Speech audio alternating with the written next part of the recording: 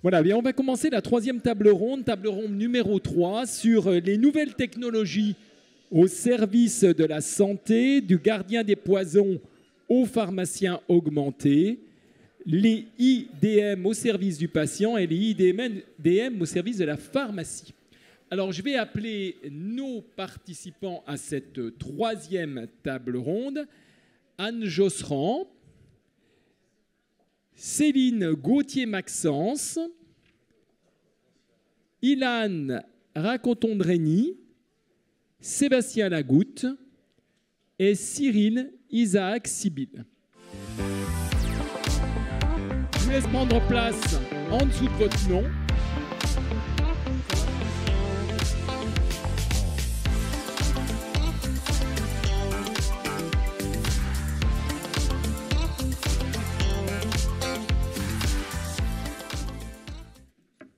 Bonjour à tous. Donc les présentations, bon, chacun est en dessous de sa photo, mais on va quand même refaire les présentations. Donc Anne Josserand, présidente de la commission accès au marché du SNITEM, voilà, je l'ai bien prononcé. Céline Gauthier-Maxence, vous êtes doctorante en droit de la santé, donc vous avez une thèse en droit de la santé et droit du numérique. Vous faites de la recherche au CNRS sur le droit de la santé. Vous êtes enseignante à Paris-Panthéon. Et vous vous occupez d'un site internet qui va donc donner des informations sur justement ce droit de la santé et ce droit du numérique. Merci d'être avec nous. Nous avons également Ilan Racontondreny, bonjour. Donc, vous êtes président de l'Association nationale des étudiants en pharmacie de France. Vous êtes en 6e année de pharmacie, bienvenue. Sébastien Lagoutte, vous êtes élu national à l'USPO et vous êtes pharmacien officiel en Saône-et-Loire, à côté du Creusot, c'est ça? Et Cyril Isaac Sibylle, vous êtes député du Rhône, merci d'être avec nous, pour parler de ces IDM. Alors, on va déjà essayer de comprendre ce que sont ces IDM. Avec vous, Anne Josserand, c'est vous qui allez un petit peu nous décrire ces IDM pour qu'on puisse un peu s'y retrouver et savoir ce qu'il y a derrière ces termes. Merci beaucoup. Merci à l'USPO pour son invitation. Je suis ravie d'être là et je suis surtout ravie de voir que l'on parle dispositif médical à ces journées. C'est peut-être une première d'avoir une table ronde sur l'EDM, donc je suis ravie. Ce que je vous propose, c'est d'essayer de classer un peu les IDM. Alors, je vais utiliser plutôt le terme DM numérique parce que c'est un peu plus comme ça le terme que l'on trouve aujourd'hui dans la réglementation. Mais j'ai tenté de faire un exercice en disant, voilà, qu'est-ce que l'on trouve aujourd'hui comme DM numérique, et puis peut-être comment le pharmacien peut s'intégrer en fait dans ce parcours des DM numériques utilisés par les patients, et puis où on en est côté en fait prise en charge aussi par l'assurance maladie. Et donc en faisant la liste, j'ai trouvé une petite dizaine, mais qui est certainement pas exhaustive, et j'ai pas la prétention de faire une liste exhaustive, mais j'ai listé les DM classiques, qui sont des dispositifs médicaux de traitement qui sont aujourd'hui très utilisés, mais qui ont une fonction numérique. J'ai listé aussi les applications qui ont le statut de dispositif médical et qui ont une visée thérapeutique, qu'on appelle les thérapies numériques, et qui arrivent aujourd'hui comme traitement. J'ai listé les DM numériques de télésurveillance médicale, qui arrivent vraiment dans la télémédecine et qui sont des outils aussi au service plutôt du médecin. Il y a les DM, un certain nombre de dispositifs médicaux de diagnostic qui arrivent et qui sont numériques et qui changent complètement la façon de diagnostiquer. J'ai listé des dispositifs médicaux ou pas DM, mais pas mal d'outils de dépistage qui peuvent aussi vous intéresser, vous pharmaciens, comme outil à la pharmacie pour pouvoir identifier, repérer des patients. Il y a tous les logiciels qui sont maintenant inclus, notamment pour l'imagerie, qui sont des aides à la décision, en fait, au diagnostic en fait, clinique, qui sont aussi embarqués dans les produits. Il y a des DM de suivi de l'observance des médicaments qui arrivent. Et puis, il y a les logiciels d'aide à la prescription qui sont aussi des DM. Donc, j'ai voilà, fait cette petite liste-là, sachant qu'à côté de ces dispositifs médicaux, il y a plein d'autres outils, applications qui sont aussi utilisés, mais qui n'ont pas forcément le statut de DM. Ça, j'en parlerai moins, mais c'est aussi important quand on parle de e-outils, je sais pas quoi, ou d'être sûr que l'on a des produits qui ont le statut de dispositifs médicaux. Ça veut dire qu'ils ont une autorisation de mise sur le marché, mais en tout cas qu'ils ont été évalués. Et c'est un critère important. Et donc, si je reprends en fait cette liste, quand on reprend les dispositifs médicaux classiques que vous voyez tous les jours ou que les patients, eux, ont, qui sont des dispositifs thérapeutiques, et maintenant quasiment tous, ils embarquent des logiciels ou alors ils ont des applications associées.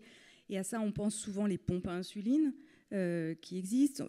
Moi, je suis je ne l'ai pas dit, mais je travaille pour une entreprise, en plus d'être présidente d'une commission au SNITEM, en fait, je travaille pour une entreprise dans le respiratoire qui s'appelle ResMed. Et il y a tous les ventilateurs des traitements de l'apnée du sommeil qui aussi embarquent des logiciels avec des applications qui permettent en fait aux patients de suivre aussi directement sur son application ses paramètres de suivi, et qui peut permettre aussi aux professionnels qui les prend en charge de suivre les données du patient. Et ça, c'est probablement des choses que vous voyez, parce que ces patients, ils passent, ils viennent chez vous et ils vous disent certainement, moi j'ai ça et ça comme traitement, j'ai mon application qui me dit ça. C'est forcément des outils, des DM numériques auxquels vous serez confrontés, parce que le patient, il va quelquefois pas savoir quoi faire avec cet outil. Et puis, il y a les thérapies digitales qui arrivent. On parle de DTX, en fait. C'est vraiment Alors, ça arrive partout. Tout le monde dit « j'ai un DTX », ça va tout résoudre. Ça arrive, on en a dans la dépression, on en a dans l'insomnie chronique qui arrive, le mal de dos. Il y en a beaucoup qui arrivent et qui vont tenter en fait un remboursement. Donc il y en a déjà 2 qui ont été évalués par la HAS et qui n'ont pas réussi à passer la barrière.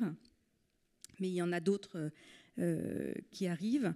Et donc là, on parle vraiment d'un outil numérique de traitement. Et donc quand ils vont arriver, il va se poser plein de questions sur la distribution, le modèle économique de ces produits-là.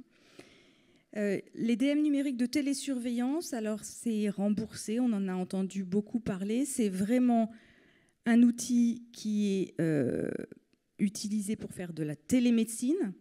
Et donc la télésurveillance médicale est maintenant quelque chose qui est remboursé, un acte médical remboursé depuis 1 an et demi dans le droit commun.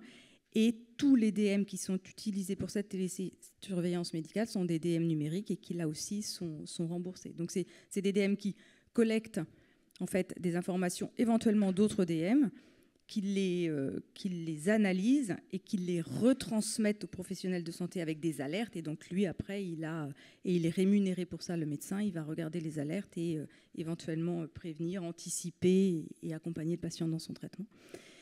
Et le pharmacien dans tout ça, comment En fait, le pharmacien, c'est que je pense que sur toute cette liste, il a un rôle et il doit connaître, en fait, tout ce qui arrive. Alors, il doit connaître, non, mais en tout cas, il va être confronté forcément avec un patient qui va arriver avec son application qui suit les paramètres de sa pompe à insuline ou de son ventilateur, parce que peut-être qu'il ne va pas arriver à se connecter, peut-être sur les thérapies digitales, il va y avoir un sujet sur la distribution.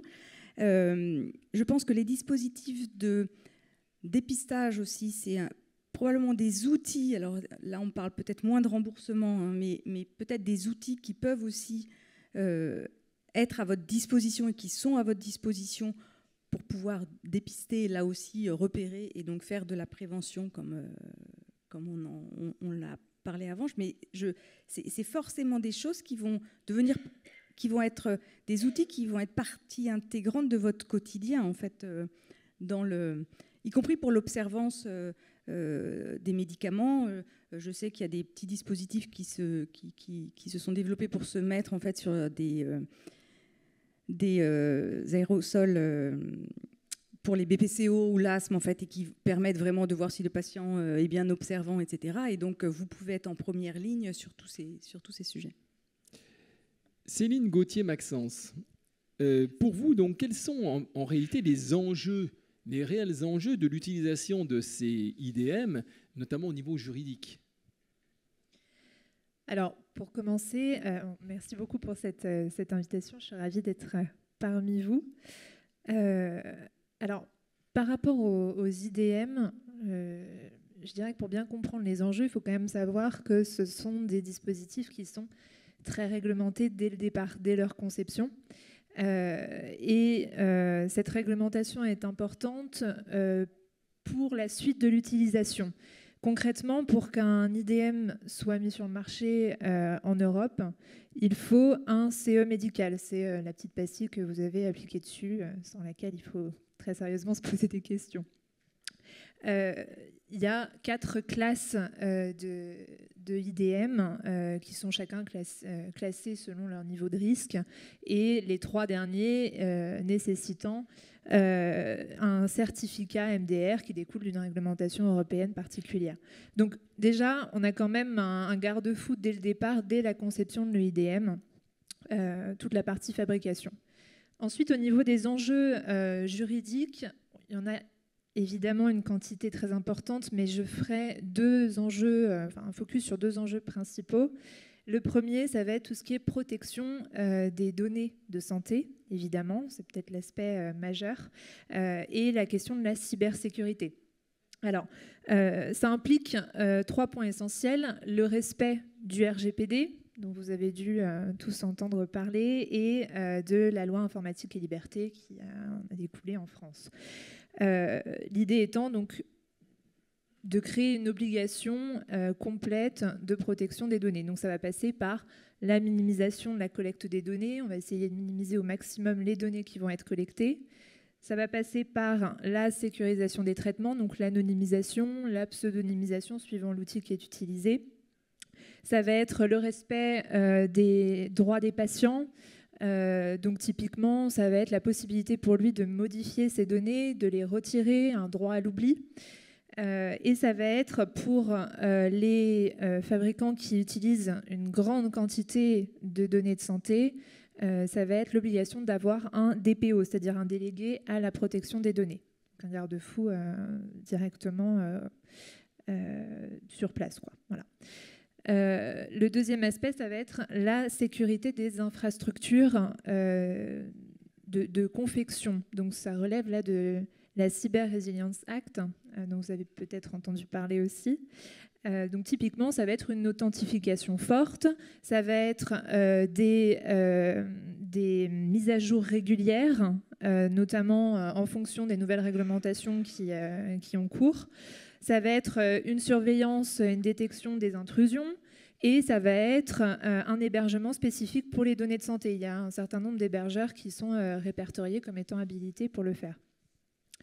Et bien sûr, le respect du recueil du consentement éclairé du patient. Donc là, ça va dépendre évidemment de l'IDM concerné, de son degré de risque, etc. Il y a des catégories spécifiques et des exigences spécifiques à chaque fois.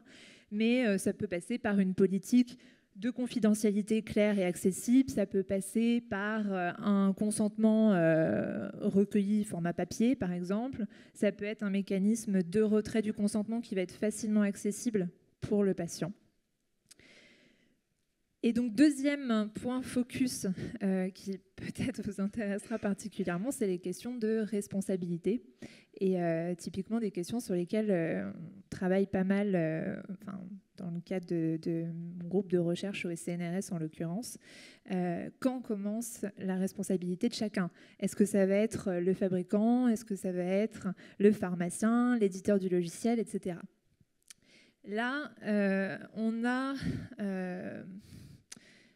comment dire, pour simplifier, si on part sur un défaut du dispositif, une erreur du logiciel, en principe, c'est la responsabilité du fabricant ou de l'éditeur du logiciel qui va être recherché. Si le problème vient de l'utilisation, d'une mauvaise utilisation du logiciel ou d'un défaut de contrôle, là, évidemment, ça va être la responsabilité du professionnel qui va être recherché. Le problème, c'est de prouver tout ça. Et la plupart du temps, ça se termine par une responsabilité partagée.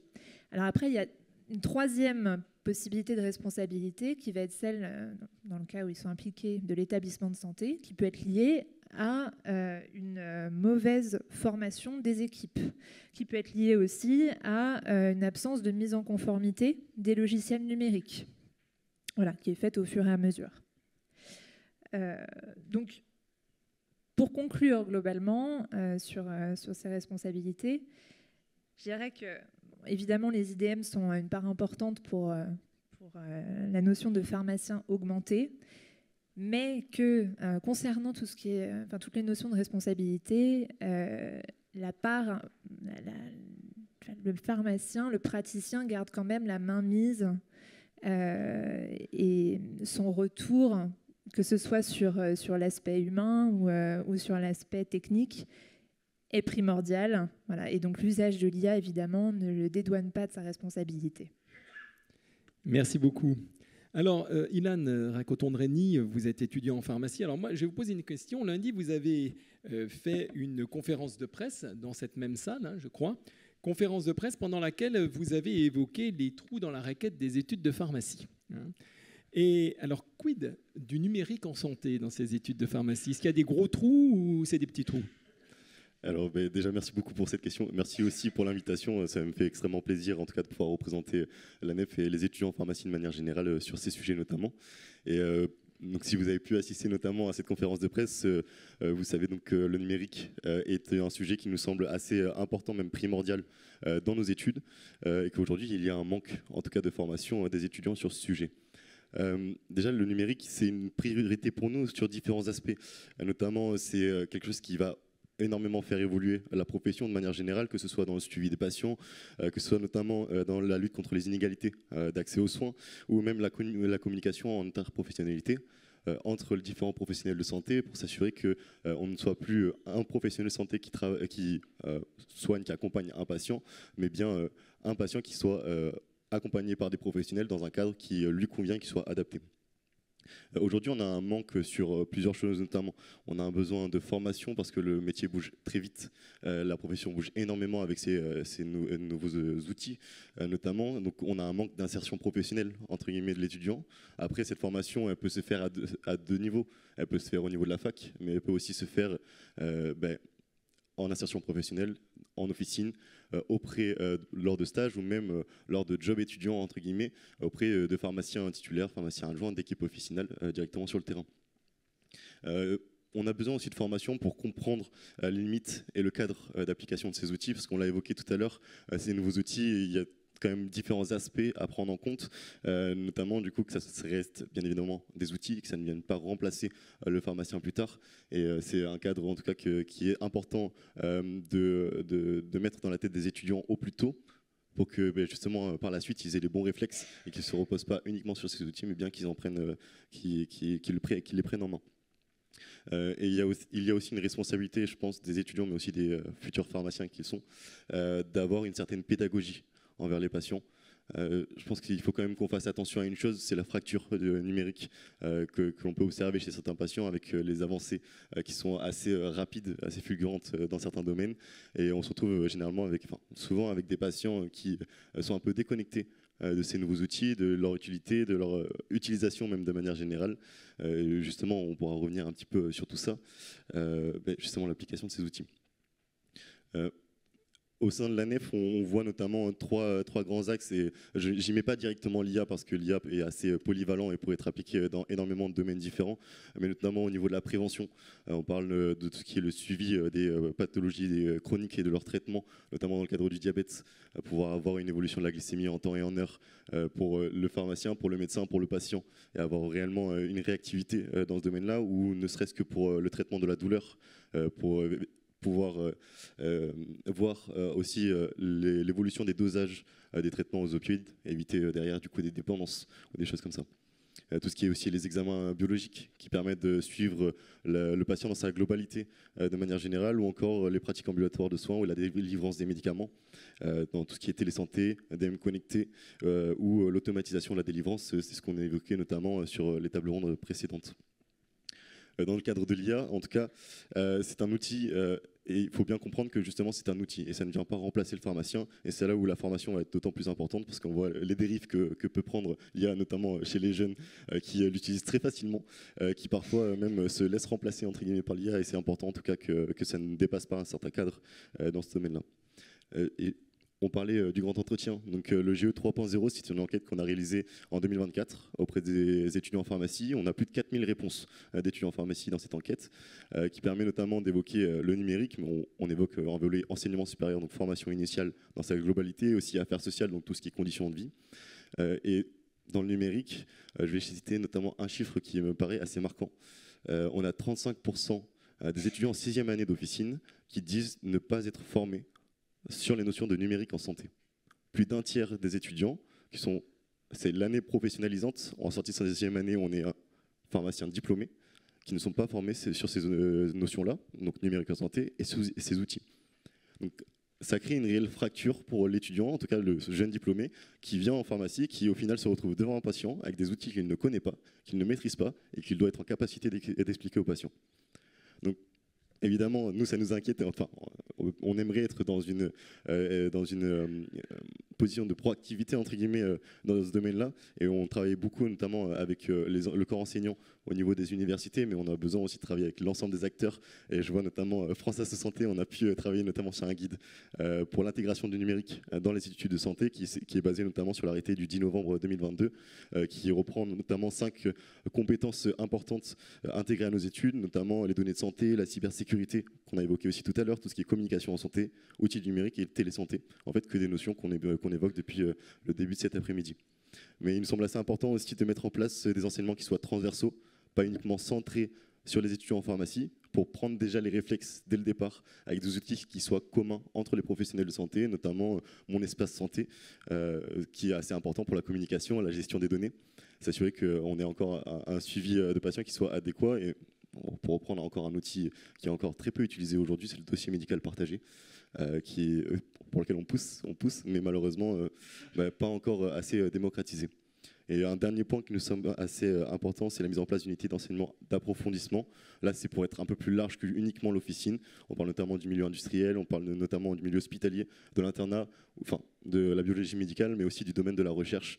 C'est surtout que les étudiants, une fois qu'ils ont été formés sur un socle commun, un socle de base, entre guillemets, de notions de numérique en santé, d'outils, qui puissent aller chercher encore plus loin dans leur spécialisation, notamment dans le milieu de l'industrie, de l'officine ou autre, parce qu'au final, ce domaine-là, ces outils-là, est très vaste et continue à s'étendre de plus en plus à une vitesse folle. Merci Sébastien Lagoutte. Alors vous êtes pharmacien officinal en Saône-et-Loire, au Creusot. Alors là, on vient de parler beaucoup des DM qui sont destinés aux patients, que ces DM, ces dispositifs médicaux, souvent il y a une espèce de rupture numérique pour certains de ces patients, et quelquefois ils se tournent vers le pharmacien qui doit expliquer, qui doit pouvoir accompagner le patient dans la maîtrise de ces outils. Mais il y a aussi tout le côté IDM qui sont tournés cette fois-ci vers le professionnel de santé, vers les professionnels de santé que nous sommes, pour nous aider, peut-être dans notre pratique, peut-être demain on a parlé d'IA. Alors comment s'est abordé tout ça dans votre officine ? Eh bien, le premier dispositif électronique dont on se sert en officine, on ne s'en rend pas compte parce qu'on s'en sert absolument tous les jours, c'est notre logiciel. Notre logiciel de gestion officinale, c'est quand même le premier dispositif électronique dont on se sert, qui devient de plus en plus un DM. L'informatique est rentrée dans nos officines il y a un peu plus de 40 ans. Au départ, c'était un besoin impérieux parce qu'il fallait avoir un outil pour simplifier la facturation. C'est comme ça que c'est rentré. Ensuite, au fil des besoins, on a rajouté la gestion des stocks, on a rajouté les commandes, on a rajouté la télétransmission. Et finalement, on a eu, il y a une dizaine d'années, de magnifiques outils de gestion comptable de nos officines. Et il y a le Ségur qui est passé par là, et c'est très bien, parce que le Ségur a demandé une transition à nos éditeurs. C'est-à-dire qu'on a demandé à nos éditeurs de passer d'un logiciel de gestion comptable à un logiciel de gestion patient. C'est-à-dire, au lieu de rentrer par une facturation, on rentre par un patient. Et ça change tout. Ça change tout parce que autour de ça, on apporte bien sûr la sécurité du patient, mais on apporte toutes les données qui sont autour de ça. Grâce au Ségur, alors aujourd'hui, vous n'en voyez pas trop les effets puisqu'il n'y a pour l'instant que la vague 1 du Ségur, et la vague 1 du Ségur ne fait qu'apporter les briques principales, les briques de base qui vont nous servir demain. Le Ségur Vague 1 permet simplement finalement une alimentation de l'ENS et du DMP, mais ne permet pas grand-chose. On travaille aujourd'hui sur la vague 2 du Ségur. Alors, les travaux vont pas vite, hein, je vous le dis tout de suite. Oui, vous avez raison de sourire, parce que les travaux vont pas vite. On devrait déjà avoir terminé les travaux vague 2. On les a pas à peine commencés. Voilà. Mais c'est pas grave, ça avance. Et ces travaux vague 2, tu parlais du DMP, le DMP il est en plein dedans. Et c'est quoi le travaux vague 2 ? C'est tout simplement intégrer le DMP dans notre dossier patient. C'est le plus important, c'est l'accès à l'information médicale, c'est l'accès à la donnée de santé. Et c'est ça qui nous intéresse. Ça nous intéresse pourquoi ? Parce que ça nous intéresse pour pouvoir mieux prendre en charge nos patients grâce à une multitude de systèmes experts que nous allons pouvoir avoir autour de nos logiciels. Vous en connaissez déjà plein. Il y en a plein qui nous permettent de faire des bilans de médication partagés, qui nous permettent de faire des entretiens, de permettre d'analyser des ordonnances. Tout ça plus ou moins intégré à nos LGO, tout ça plus ou moins dopé à l'IA. Mais en tout cas, tous ces logiciels sont là, présents, et nous permettent d'accéder à de la donnée de santé. Alors, en toute sécurité, on est tout à fait d'accord. Mais nous permettent d'accéder à la donnée de santé pour mieux sécuriser la dispensation de nos médicaments et la prise en charge de nos patients. Et c'est ça la réelle nouveauté. C'est ça la réelle nouveauté, c'est de pouvoir avoir des données que nous n'avions pas jusqu'à présent. Jusqu'à présent, vous délivrez du potassium à un patient, la kaliémie, je ne sais pas comment vous l'avez, à part demander à votre patient, il ne la connaît pas, son analyse, il ne l'a pas. L'avantage de demain, c'est que tout ça, on pourra l'avoir. On pourra l'avoir. C'est aussi l'IA, les systèmes experts, c'est aussi pour nous libérer du temps. Alors, on l'a vu, on va passer très vite dessus, toutes les commandes, tout le back-office, tout ça. On est tous d'accord, ça nous permet de nous dégager du temps pour mieux prendre en charge nos patients. Alors, le biais de tout ça, parce que moi je pense quand même qu'il y a un biais, et Ilan l'a très très bien expliqué, c'est qu'il ne faut pas que ça remplace le pharmacien. C'est-à-dire que nous avons notre esprit critique, nous avons notre esprit d'analyse, et l'ordinateur, ce n'est pas lui qui décide. Et ça ne doit jamais être lui qui décide. Les informations que nous allons aller chercher, toute la somme, la masse de données que nous allons avoir va nous permettre d'avoir une analyse beaucoup plus fine et d'affiner notre esprit critique. Et c'est grâce ensuite au dialogue avec le patient que nous aurons devant nous qu'on décidera en âme et conscience si on délivre ou si on ne délivre pas, et l'intervention pharmaceutique que l'on fera derrière si c'est nécessaire. C'est-à-dire qu'il ne faut pas penser que demain, l'IA, les systèmes experts, nos logiciels permettront d'avoir un tableau avec des tas de drapeaux verts, puis s'il y a des tas de drapeaux verts, j'appuie et j'ai les médicaments qui sortent de mon robot. Ce serait d'une bêtise monstrueuse, et pour le patient et pour nous, et pour la santé publique. Alors, j'entends que tout le monde est dans la même perspective, et c'est parfait, parce que en termes de sécurité, c'est important, et en termes de responsabilité, de toute façon, c'est le pharmacien qui restera responsable de la totalité de ses actes. Donc, il y a beaucoup de choses à faire sur le logiciel, sur nos LGO. Il y a aussi des DM qui devraient arriver en pharmacie, des IDM qui devraient arriver en pharmacie pour pouvoir aller plus loin dans nos missions, dans ce que l'on fait. Je pense notamment aux analyses, je pense peut-être à des trottes connectés, je pense peut-être à des outils de biologie connectés que l'on pourrait avoir. Je pense aussi, on parlait de IDM personnels de patients, pourquoi pas ne pas récupérer aussi certaines de ces données-là. Tout ça dans le bien, tout ça pour permettre une meilleure prise en charge et en tout cas un accès plus facile à l'information pour tout le monde. Merci beaucoup. Cet accès, n'oublions pas que le pharmacien reste maître de la délivrance et qu'en termes de responsabilité, Madame Gauthier-Maxence, ça reste important, hein, cette notion-là, hein, elle est fondamentale.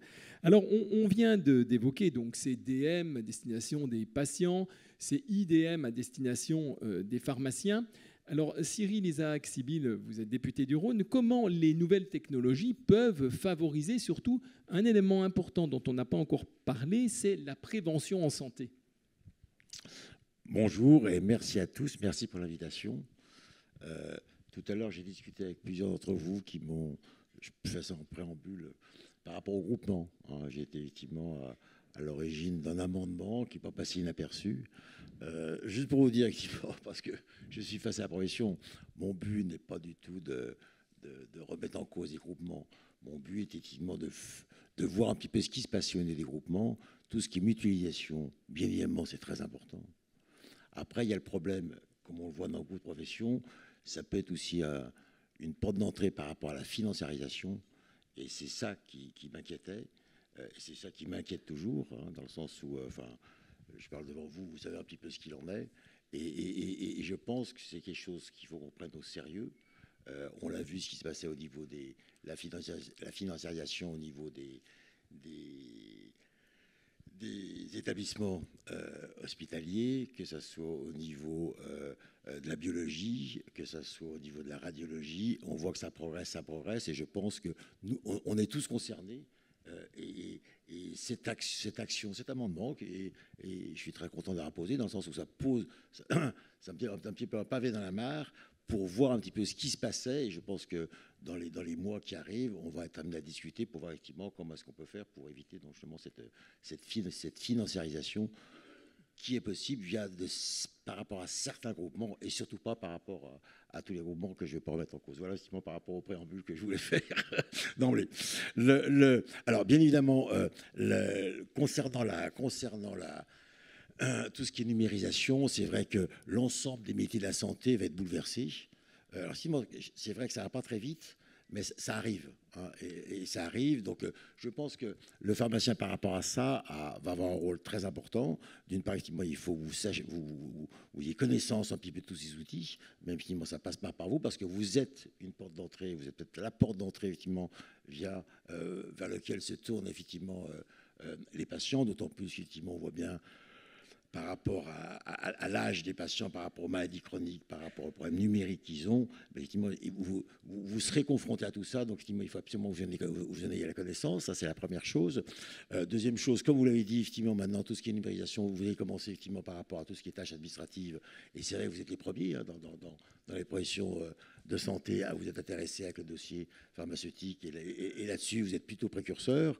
Maintenant, effectivement, tout ça va évoluer. Je pense que le métier de pharmacien va aller bien au-delà que de celui de la délivrance de médicaments, par rapport à effectivement, tout ce qui est éducation du patient, tout ce qui est éducation thérapeutique, suivi, iatrogénie, et je pense que le numérique par rapport à ça va avoir un rôle très important.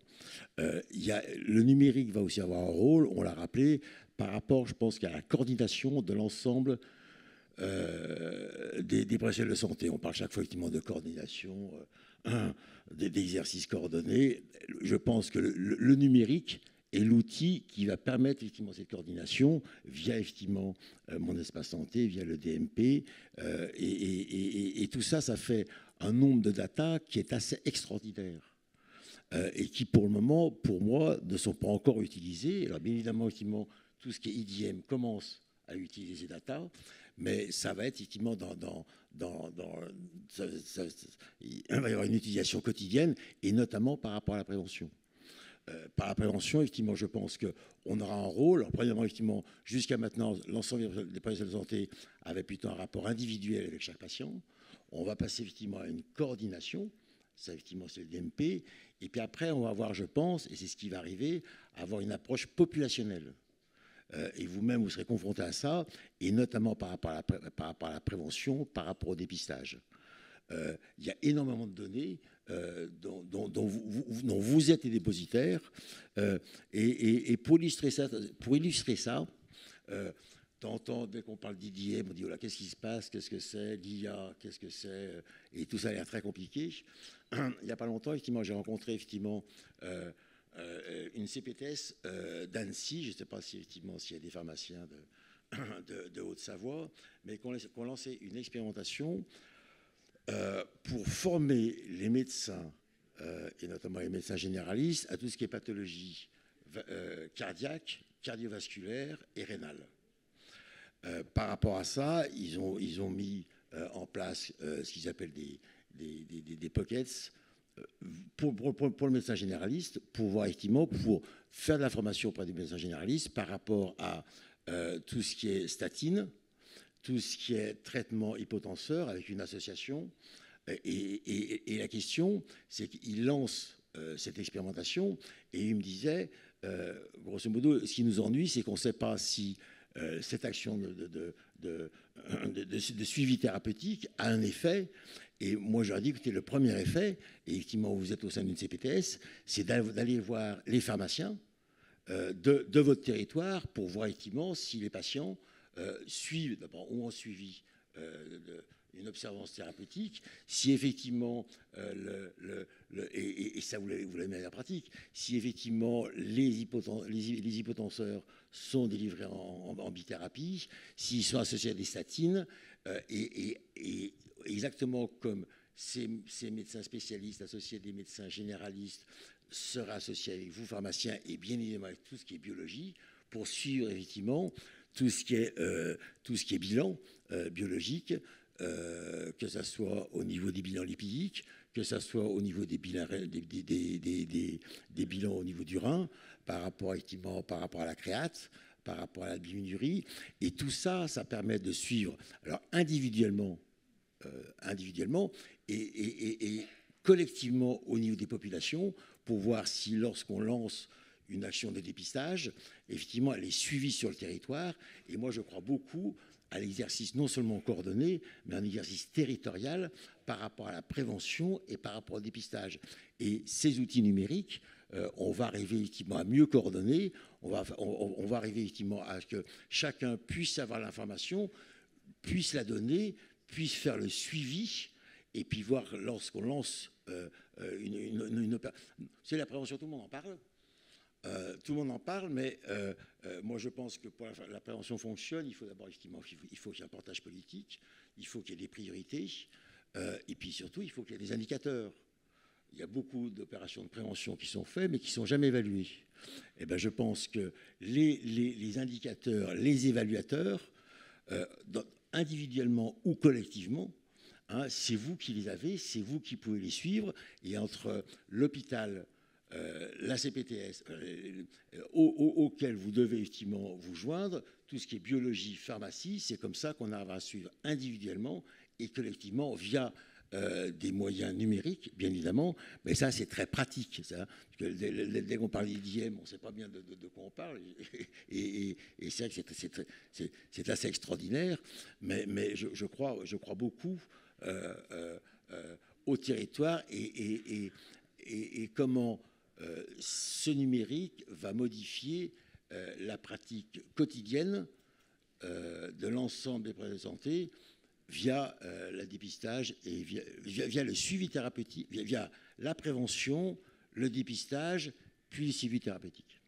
On le voit vraiment, le numérique en santé est vaste. Hein, ça permet d'aller dans tous les recoins, dans toutes les espérances qu'on peut trouver dans un meilleur encadrement du suivi des patients, de la prévention, de la prise en charge, donc pour un avenir beaucoup plus encadré pour certaines choses, mais avec une partie formation des professionnels de santé qui doivent eux-mêmes former, entre guillemets, leurs patients, parce que beaucoup de ces patients n'ont pas l'information nécessaire.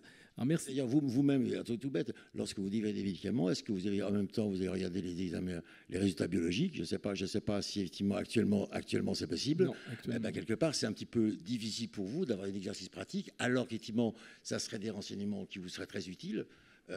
Et c'est assez bizarre que pour le moment, les choses ne soient pas déjà faites, et je pense que le numérique pourra nous aider grâce à ça. Elle devrait l'être faite rapidement, on espère, c'est tout ce qu'on espère, d'avoir vraiment ces accès à toutes ces données qui nous permettront de mieux prendre en charge les traitements, de mieux les adapter aussi, si dans l'avenir, eh bien, les pharmaciens vont vers l'adaptation des traitements, comme c'est dans le cas de certains pays. Alors, on va tout de suite prendre des questions dans la salle, s'il y a des questions dans la salle, avant de clôturer cette table ronde numéro 3. Madame. Bonjour, Marie-Pierre Béranger, je suis présidente de l'UNO-Formation, on est une vingtaine d'organismes de formation. L'idée de collecter la totalité des données au niveau du DMP pose quand même un problème, c'est-à-dire que si on n'a effectivement qu'une partie des données, on peut se fier à des données en pensant qu'elles sont fiables, et en fait, si on n'a pas la totalité des données, du coup, on peut passer à côté de certaines choses.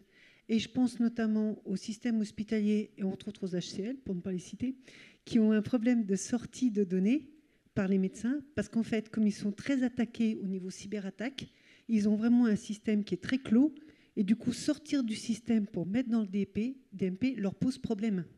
Donc si au niveau de l'officine ou d'autres professionnels de santé, on se fie à des données en pensant qu'elles sont complètes alors qu'elles ne le sont pas, finalement, quel est le risque ?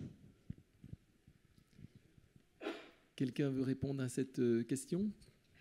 Et ça, c'est une question de sécurité, j'entends bien. Justement, tout l'esprit critique du pharmacien doit pouvoir faire qu'on juge de la pertinence que l'on va donner aux données qu'on va avoir en face de soi. C'est-à-dire qu'on ne prend jamais pour argent comptant quelque chose qu'on nous dit, quelque chose qu'on lit. Je me souviens d'un de mes profs de fac qui me disait « Donne-moi le résultat de cette opération, est-ce que tu en es sûr ?» C'était la première question qu'il nous posait après. Ben oui, c'est vous qui m'avez dit tout, mais est-ce que tu es sûr de moi ? Il allait très loin dans la chose.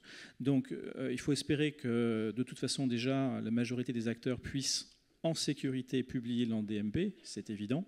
Et ensuite, on fera avec ce que l'on a. De toute façon, ce n'est pas le seul biais que l'on peut avoir. Le patient pourra, et c'est une très bonne chose, de toute façon, supprimer des données de son DMP. S'il veut que des données ne soient pas visibles, il peut les enlever. Et on ne peut rien dire, on ne peut rien faire, c'est normal. C'est son choix, c'est sa liberté, ça lui appartient finalement. Donc, on peut s'appuyer sur ce que l'on a. Il faudra donner une pertinence à ce que l'on a. Et puis, bien évidemment, ne pas juger de ce que l'on n'a pas. D'autres questions ?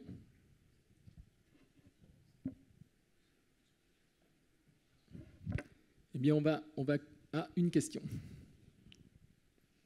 Bonjour, merci. Lucie-Hélène Pagna, juriste à l'USPO. Il est intéressant d'avoir vu le propos de coordination des professionnels de santé par rapport à l'application et par rapport à l'intégration du DMN dans les pratiques. Et je m'interroge sur une transversalité de la formation qui a été remontée par Ilan, de ce besoin de formation côté pharma. Quid, par exemple, dans votre approche SNITEM, sur cette coordination nécessaire entre professionnels de santé qui vont avoir à conseiller cet outillage, qui vont avoir à prescrire cet outillage. Et à ce jour, je n'ai pas l'impression qu'il y ait forcément une grande volonté politique ou une apparition de coordination sur la formation des professionnels. Et je vais plus loin, sur une formation concomitante qui permette entre prescripteurs et dispensateurs d'avoir une vision coordonnée de l'implantation, de l'accompagnement d'un DMN dans la pratique de santé et thérapeutique du patient. Vous avez complètement raison. Alors, il y a le sujet de la formation.